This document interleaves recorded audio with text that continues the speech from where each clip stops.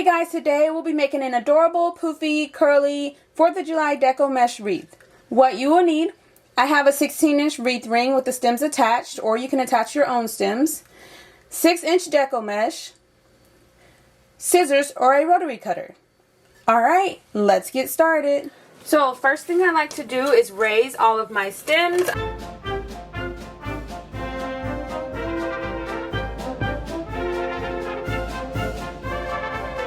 I'm going to start placing my mesh. You can go with the single layer or you can double up your layers. I think I'm going to go ahead and double up my layers. So I have 2 rows of mesh. I'm folding it to a nice little point, untwisting my stem, placing my mesh on the outer ring and twisting it a couple of times. Then I want to pull my mesh to make a poof and place it in the next outer stem and twist it a couple of times. Now the size of the poof, that is completely up to you. You can go with as large or as small as you'd like for it to be. You can even measure the size of each poof, but I just kind of estimate and make them as close as possible. Then I'm going to make another poof, come to the next outer stem, place my mesh and twist it a couple of times. And I'm just going to continue repeating this step all the way around the outer ring, making sure I keep my poofs as uniform as possible.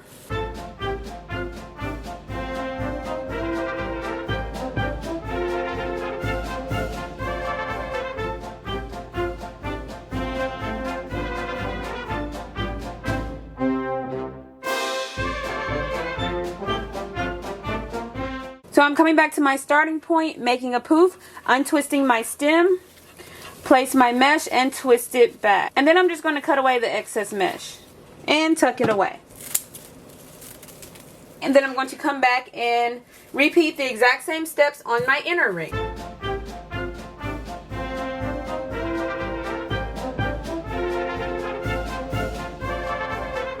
And when you're using 2 rolls, they can get kind of tangled a little bit, so just try your best to keep them nice and straight, and that'll help when you're placing your mesh.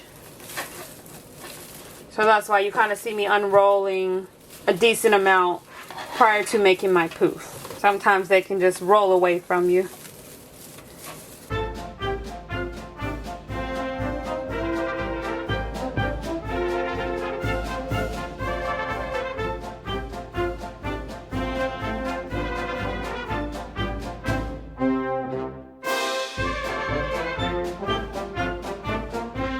Again, coming back to my starting point, unraveling my stem, placing my mesh, and twist it again.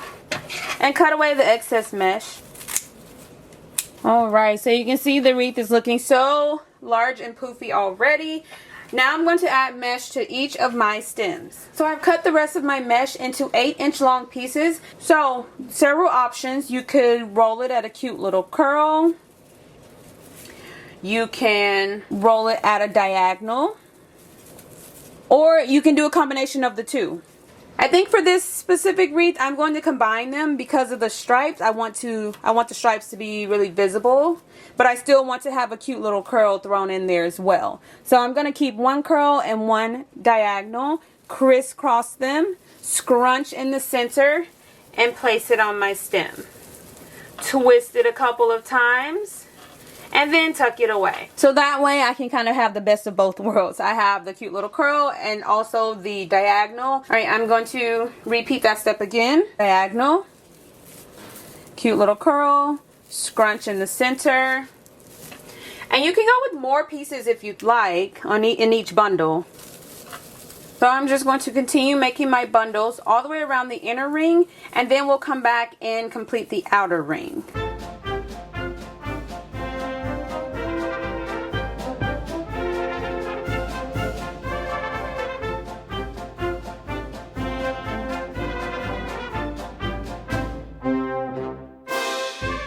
Once you get all of your bundles in place, you'll be able to kind of adjust and maneuver the mesh a little bit more.